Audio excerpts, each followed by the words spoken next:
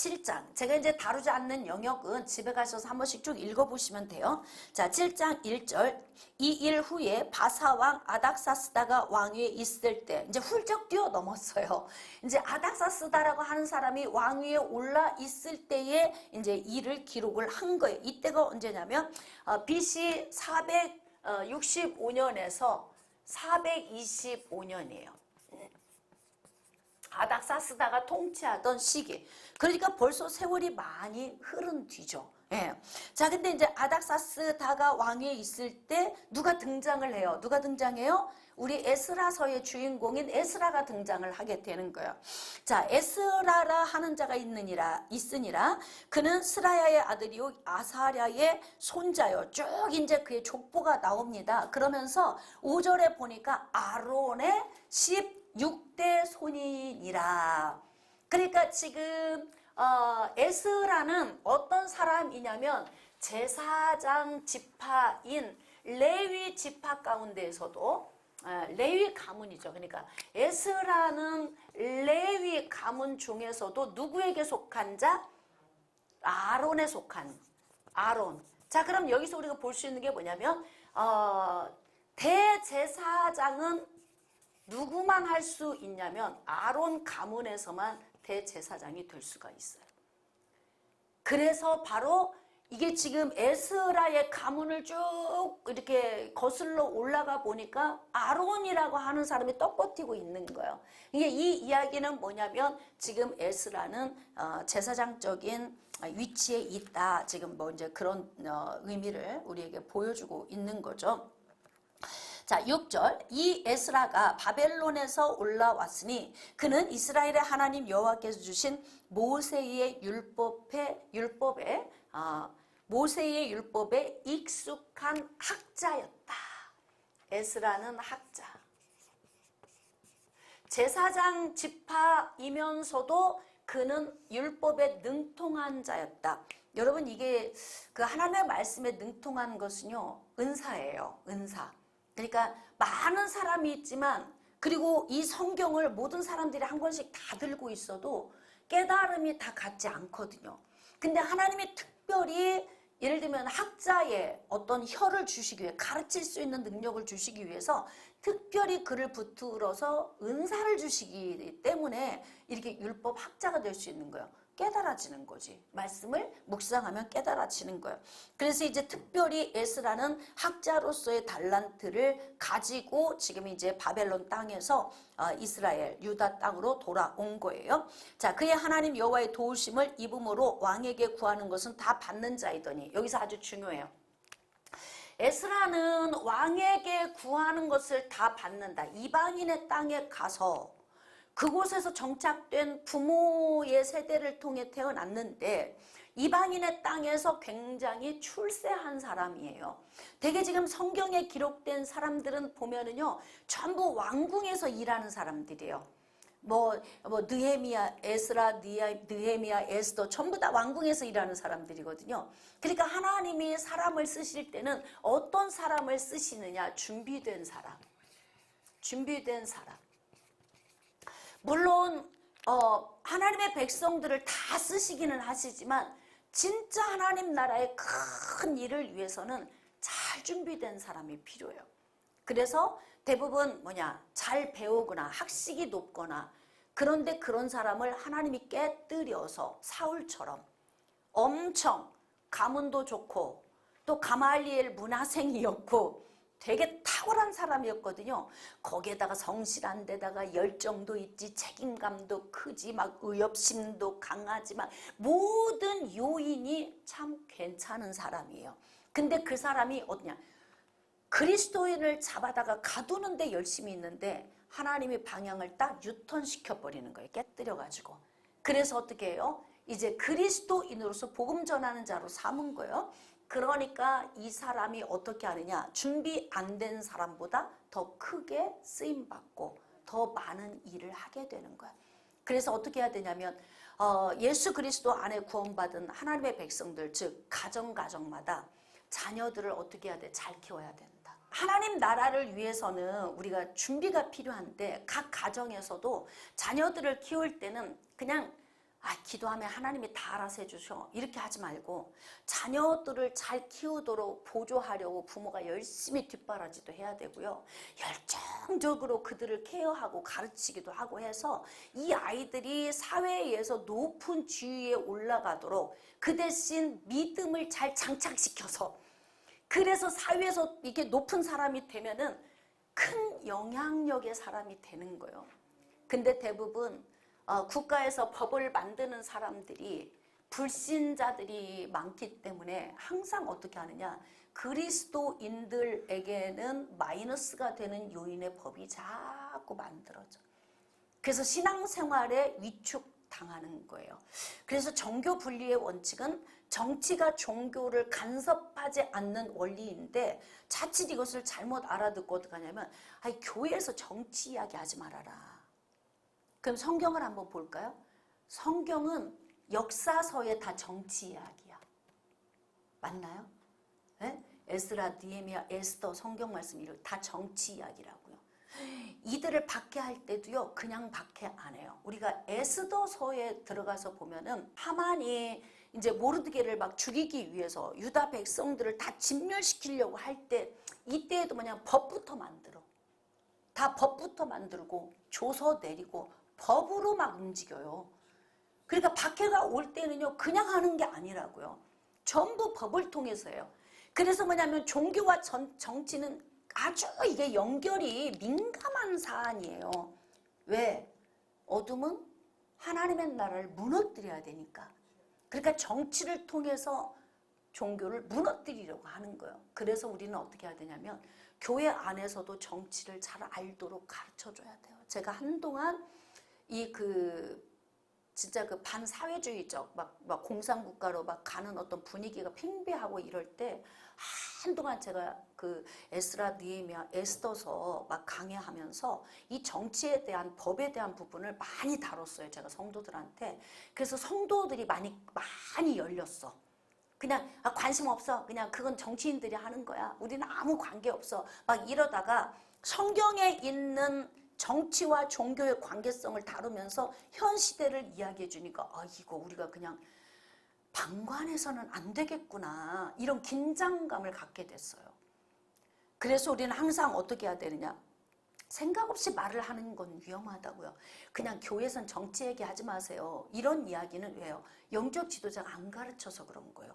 그냥 예수님 이야기, 하나님 이야기만 하면 되지 왜 정치 이야기를 하느냐. 근데 지금 막 성경에는 정치를 통해서 막 박해가 오잖아요. 예수님이 십자가에 못 박혀 죽은 것도 있잖아요. 그거 그냥 뭐 조서가 써진 건 아니지만 다 물어봐요. 여기 중에서 야, 내가 예수를 놔줄까, 바라바를 놔줄까, 누구를 놔줄까? 전체 다 법적을 통과해서 해가지고 막 다수결의 원칙 해가지고 막 누구를 놔줬으면 좋으냐, 바라바 그래가지고 막 법적 절차 다 통과해서 한다고요. 그렇게 하고 뭐 저기 빌라도도 그러잖아. 법적 절차 다 밟아요. 어떻게? 내가 죄를 찾을 수가 없다, 예수를 보니까. 그런데 나는 죄 없다. 다 손 씻고 자기 빠져나갈 곳 다 해놓고 그리고 어떻게 하느냐, 니들이 알아서 해. 그러니까 유대인들이 끌고 가서 못 박아서 죽게 하잖아요. 이거 전부 다. 그러니까 법적으로 자기가 말할 수 있는 어떤 상황과 환경을 다 만들어 놓고 일하기 때문에 정치와 종교는 굉장히 밀접합니다. 그래서 종교인, 즉 신앙인들은 정치를 잘 알아야 되고 특히 법을 잘 알아야 돼요. 입법되어지는 나라의 모든 돌아가는 과정을 굉장히 민감하게 곤두서 있어야 돼요. 지금 한동안 이제 조금 그 정부마다 좀 틀리잖아요. 이게 나라를 운영하는 것이. 진짜 아이들 그 인권조례 이거 막 14살 이상은 임신하고 학교 다녀도 된다, 이런 거. 그래가지고 중고등학교 애들이 임신해서 학교를 오는 아이들이 있어요. 이게 법이라는 게 허용이 되면요, 거기에 맞는 삶이 와요. 파마해도 된다, 물들여도 된다, 귀걸이 차도 된다, 피어싱 해도 된다. 이거 다 자유로 다 해줬었다고요. 그거 지금 다 바꾸고 있잖아요. 인권 조례에. 그리고 막 결혼, 뭐 아이들, 지금은 선생님들이 인권을 하도 학생 인권 조례가 강력해져가지고 그 여학생들 학교에서도 여자애들끼리 복도에서 끌어안고 뽀뽀하고 이러는데 그 어떤 선생님도 너 뭐하니? 이런 얘기를 못 한다는 거예요. 인권이기 때문에. 법이라는 게 그렇게 무섭다고. 그런 일들이 그렇게 지금 우리 시대 우리 자녀들 우리가 지금 자식들을 그렇게 놓고 가는 거라고요. 모세는 그 애굽왕 바로와 타협을 할 때에 절대 협상을 안 했어요. 놓고 가라. 짐승 놓고 가라. 아이들 놓고 가라. 나 못 놓고 간다. 다 데리고 간다. 나중에는 그냥 그래 알았어. 자식들 데려가고 짐승 다 놓고 가. 난 안 돼. 다 갖고 갈 거야.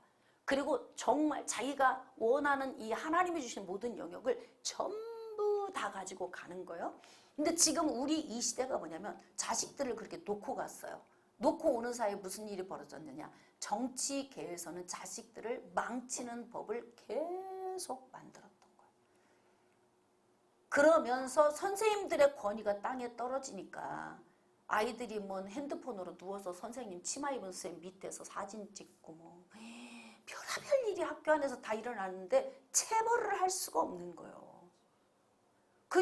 그러니 어떻게 가르쳐? 애들을 매를 안 돼. 어떻게 가르쳐? 집에서 요즘에는요. 그 정부마다 좀 달라요. 근데 부모한테 맞으면 신고해라.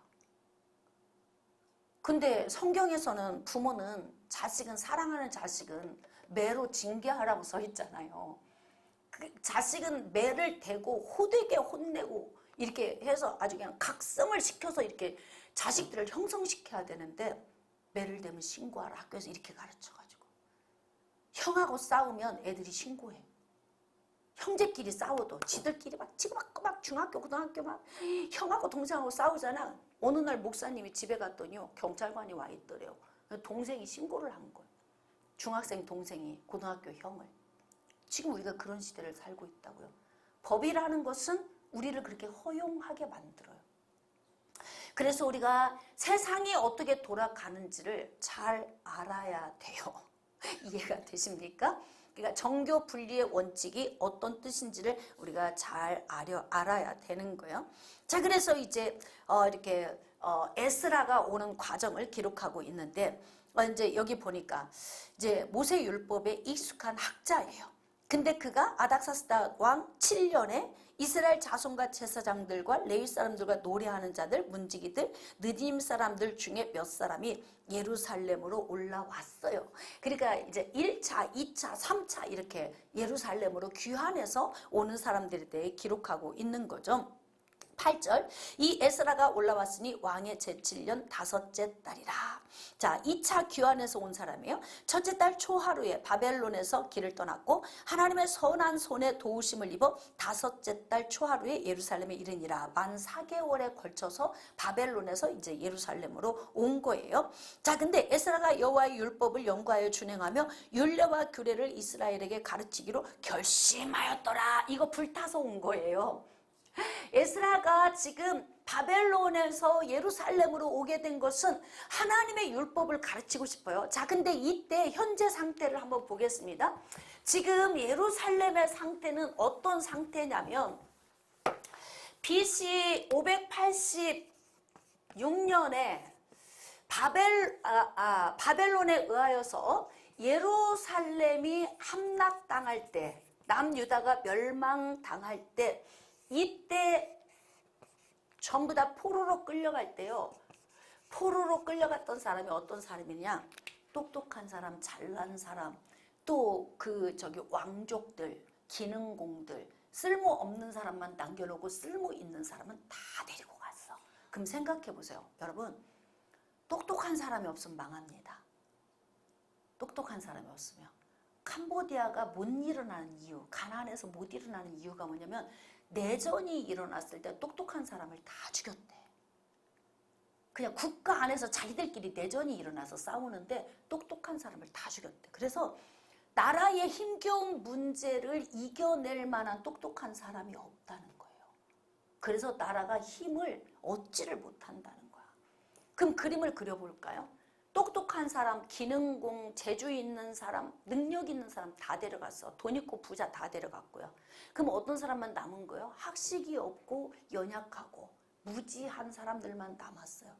이때 이곳에 하나님을 경외하는 마음인들 있겠으며 누가 하나님을 가르쳐줘야 되고 우리는 성경이라도 있어서 그냥 나 혼자라도 읽어라도 보면 하나님이라는 이름도 알고 뭐 예수도 알고 알겠지만 이런 뭔 책이 있냐고 그 시대에 아무것도 없어요. 그냥 선지자가 선포해줘야 아는 시대였다고.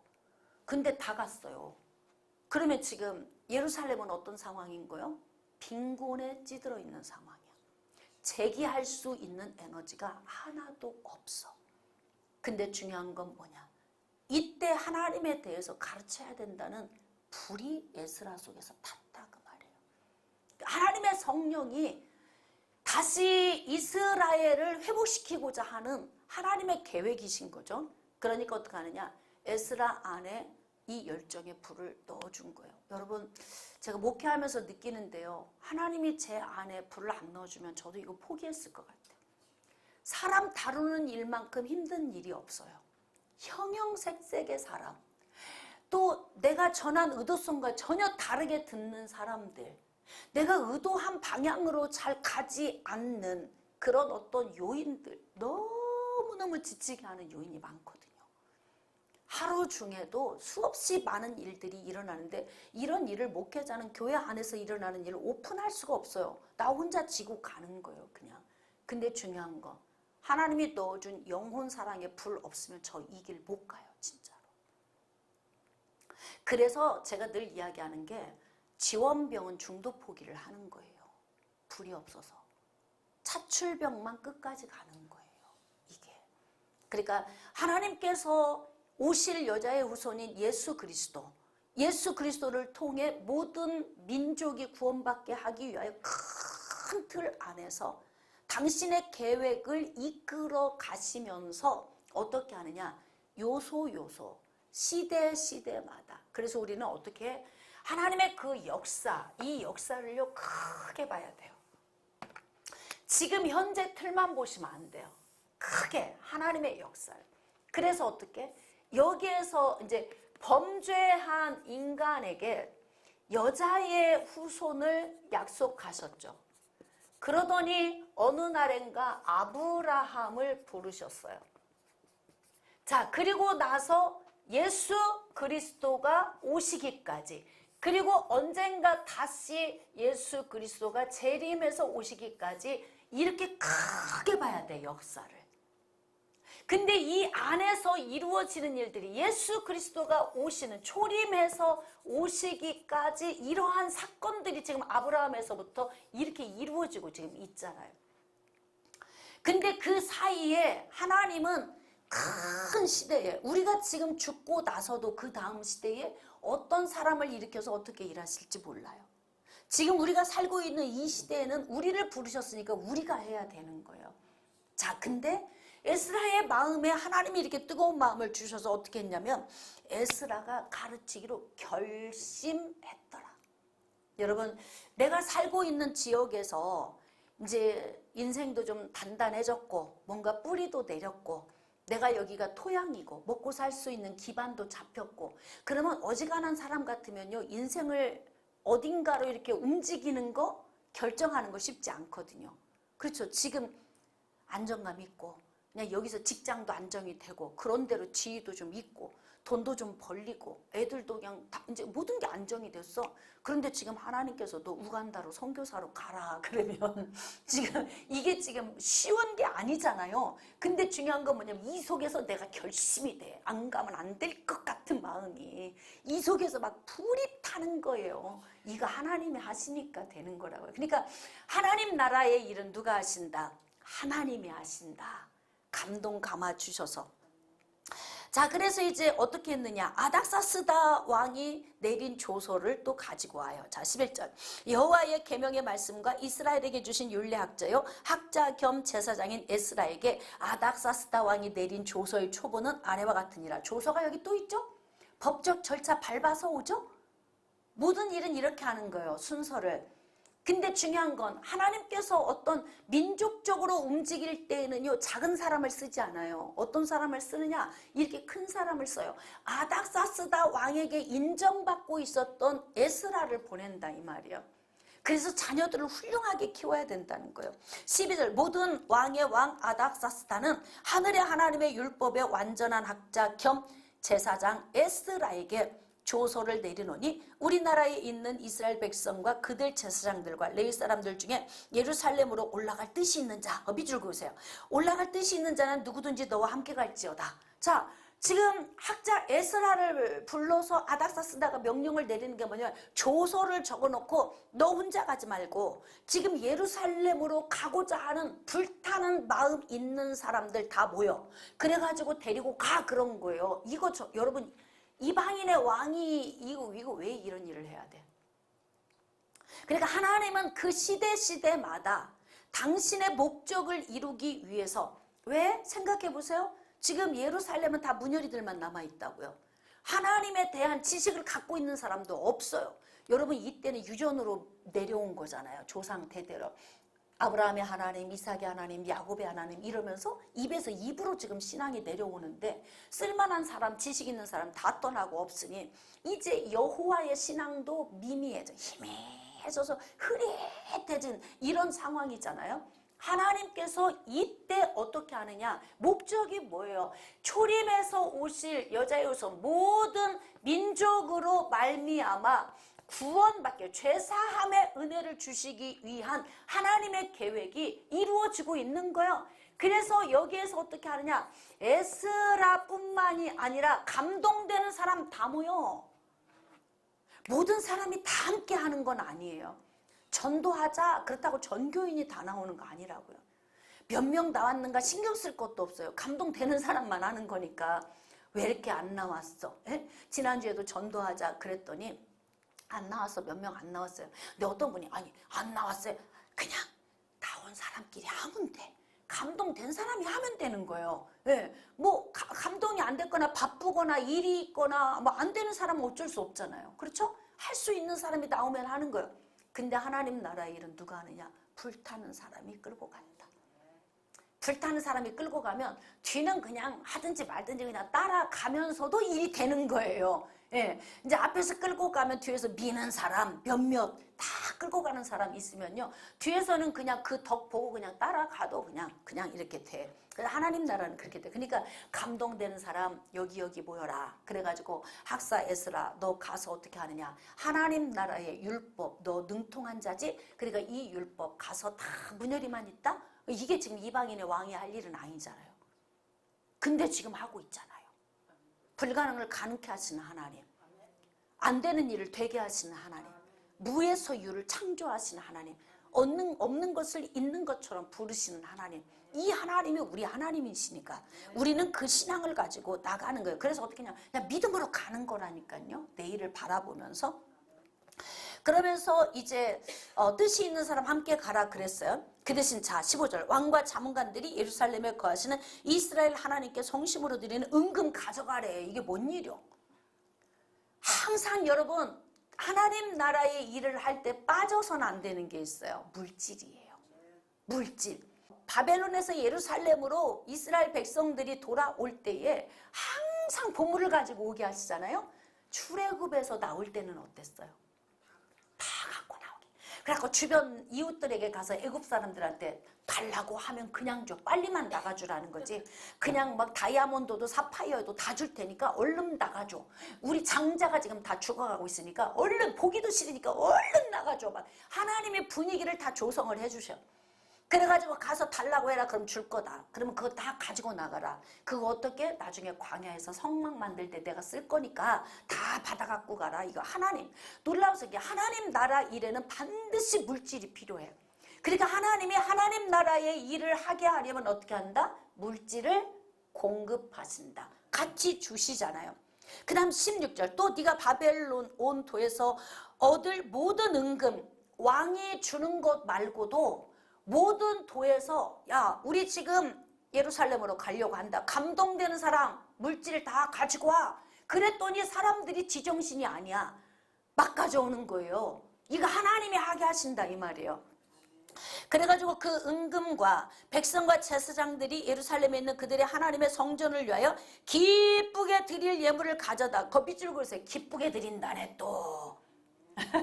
하나님의 감동 주시면 기쁘게 드린다는 거예요. 아까워서 벌벌 떨고 어쩔 수 없이 한쪽 갖다 숨겨놓고, 여보 그래도 지금 다들 헌금하고 난리 났잖아. 그랬더니 그들을 막 축복하고 베드로 사도가 앞에서 막 축복하는 소리를 들으니까 우리도 복을 받아야 되지 않겠어? 그러니까 우리는 다 팔아가지고 일부 감추고 가지고 가서 다 가져왔다고 하자. 누구 얘기예요?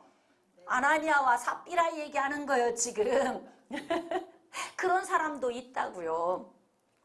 자, 그래서 이제 여기 보니까 이제 모든 예물 가져다가 어떻게? 자, 17절. 그들의 돈으로 수송아지와 수양과 어린 양 그 소재와 그 전제 물품을 신속히 사서 예루살렘 대 하나님의 성전 제단 위에 드리고, 세상에 돈으로 가지고 가서 사서, 갈 때 힘드니까 그냥 돈으로 가지고 가서 그곳에 가서 사서 제물로 드리라는 거예요. 이것까지 왜 왕이 고민해야 돼? 남의 신에게? 자기 신도 아닌데요. 참 희한하지. 하나님이 하시는 일은. 그 나머지 은금은 너와 너의 형제가 좋게 여기는 일에 하나님의 뜻을 따라 쓰래. 여유분까지. 남는 것은 가서 필요한 대로 써. 구제를 하든 성전 뭘 하여튼 쓰라는 거예요. 20절입니다. 그 외에도 내 하나님의 성전에 쓰일 것이 있어서 네가 드리고자 하거든 무엇이든지 궁중 창고에서 내다가 드려래. 아, 참 재밌죠? 신나지? 신나네. 자, 21절. 나 곧 아닥사스다 왕이 유브라데 강 건너편 모든 창고지기에게 조서를 내려 이르길, 하늘의 하나님의 율법 학자 겸 제사장 에스라가 무릇 너희에게 구하는 것을 신속히 시행하되 홀. 이게 뭐냐면 에스라가 달라고 하면 다 줘라. 신속히 행하라. 이걸 뭐냐면 법으로 하는 것도 일을. 왕이 그냥 입으로만 하는 게 아니라 조서를 내리는 거예요. 법으로. 그래서 모든 일을 할 때 안전하게, 만약에 조서를 내리지 않으면 나중에 에스라가 갈취했다고 누가 신고하면 걸릴 수 있어요. 그래서 이렇게 법적 절차를 따라서 왕도 하는 거야. 왕이니까 무조건 해. 그냥 달라고만 해. 내가 주라고 했다고 그래. 그리고 가져가. 이게 아니다 이 말이에요. 절차를 정확하게 밟았다는 거죠.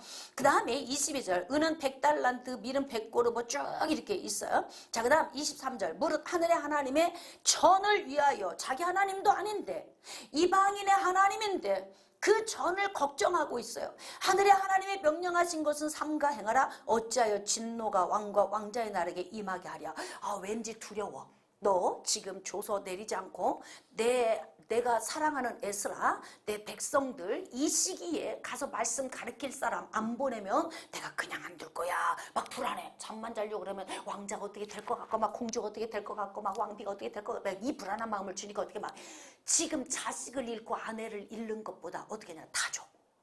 다 줘. 이렇게 된 거예요. 하나님이 일하시는 방법이 이렇게 일을 하시는 겁니다. 자, 24절. 내가 너희에게 이르노니 제사장들이나 레위 사람들이나 노래하는 자들이나 문지기들이나 느리님 사람들이나 혹 하나님의 성전에서 일하는 자들에게 조공과 관세와 통행세를 받는 것이 옳지 않다. 세금 면제. 참 세밀하죠. 굉장히 세밀해요.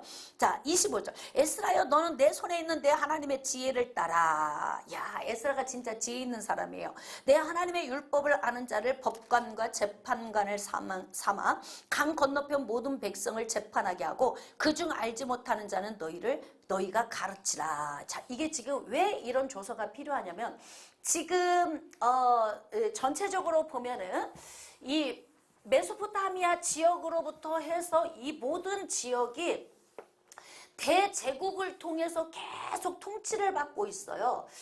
여기 보면은 이제 이 위에 아수르, 그 다음에 바벨론, 그 다음에 메데, 바사. 계속 이제 나라들이 바벨론에 먹히고 그 다음 메데 바사에 먹히면서 제국이 계속 이렇게 하나로 통치가 되는 거예요. 아수르가 먹은 것을 바벨론이 먹으니까 자연스럽게 바벨론 통치가 되는 거고, 바사와 메대가 바벨론을 먹으니까 바벨론 통치가 이루어진 곳이 자연스럽게 메대와 바사 통치가 이루어져요. 아직은 이 지금 이스라엘 이 가나안 땅이 이방인의 통치를 받고 있는 땅이니까 왕이 조서를 내린 이 조서가 효력이 있어요. 왜냐하면 지금 이 왕에게 속한 땅이거든요. 땅 따먹기 위해서 이겼거든. 전쟁을 통해서 자기 땅을 만들었다 이 말이에요.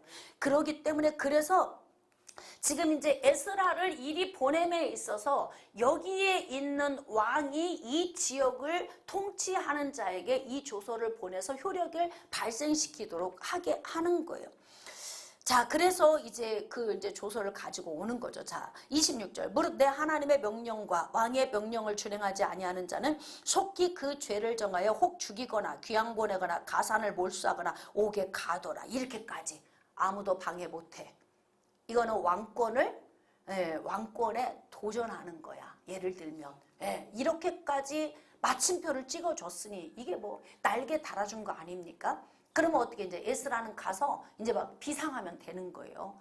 그러니까 하나님은 이렇게 일할 수 있는 토대를 만들어 놓으시고 하나님 나라의 일을 하시는 거죠. 자, 27절. 우리 조상들의 하나님 여호와를 송축할지로다. 그가 왕의 마음에 예루살렘 여호와의 성전을 아름답게 할 뜻을 두시고 또 나로 왕과 그의 보좌관들 앞과 왕의 권세 있는 모든 방백의 앞에서 은혜를 얻게 하셨도다. 이 은혜.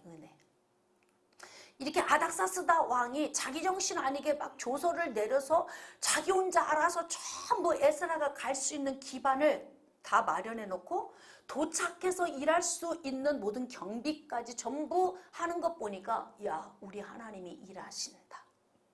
이게 느껴지는 거죠. 그래서 하나님을 지금 찬송하고 있는 거예요. 그래서 뭐라고 하느냐. 자, 29절. 또 나로 왕과 그의 보좌관들 앞과 왕의 권세 있는 모든 방백의 앞에서 은혜를 얻게 하셨도다. 내 하나님 여호와의 손이, 거기 밑줄 그으세요. 여호와의 손이 내 위에 있으므로 내가 힘을 얻어. 이거예요. 다윗이 이런 얘기하죠. 여호와는 내 편이시네. 내가 누구를 무서워하리요? 내가 누구를 두려워하리요? 전쟁이 나를 친다 할지라도 원수가 나를 무너뜨린다 할지라도 나는 무섭지 않고 두렵지 않다. 이런 고백을 할 수 있는 사람 어떤 사람이냐? 여호와의 손이 나와 함께 하신다. 이걸 아는 사람만 이렇게 고백할 수 있어요. 그러니까 지금 에스라가 야, 여호와의 손이 내 위에 계신다. 하나님이 나와 함께 하신다. 내가 어느 곳에 있어도 하나님은 내 편이시다. 이 믿음이 있으면요, 여러분 그리스도인으로서 당당합니다. 우리는 이런 신앙을 소유해야 돼요. 그러려면 어떻게 해야 되느냐? 여호와의 손이 함께함을 느낄 수 있어야 돼요. 그러려면 친밀해야 하고, 친밀하기 위해서 우리는 여호와를 인정, 성령이 함께하심을 인정. 자, 우리 영성훈련학교 때 배웠죠? 인정은 어떻게 하는 것이다? 인지하는 것이다. 인지, 내가 지각하는 거예요. 계셔. 하나님이 지금 내 안에 내 위에 계셔. 지금 여호와의 손이 나와 함께 하셔. 그러니까 지금 나를 위해 하나님이 일을 만들어 가셔. 일을 행하시는 여호와, 그 일을 지어 성취하시는 여호와, 그 이름을 여호와라 하는 자가 이같이 이르노라. 너는 내게 부르짖으라. 내가 내게 응답하겠고 내가 알지 못하는 크고 비밀한 일을 내게 보이리라. 그 하나님이 내 하나님. 그 하나님이 예수님 보내셔서 나를 구출해 주신 그 사랑의 하나님. 그 하나님이 이렇게 아주 빈곤한, 영적으로 빈곤한 상태에 있는 예루살렘 성읍에 에스라 투입시켜서 영적 각성을 다시 갱신시켜 주시는 그 은혜의 자리를 이끄십니다. 여기까지 오늘은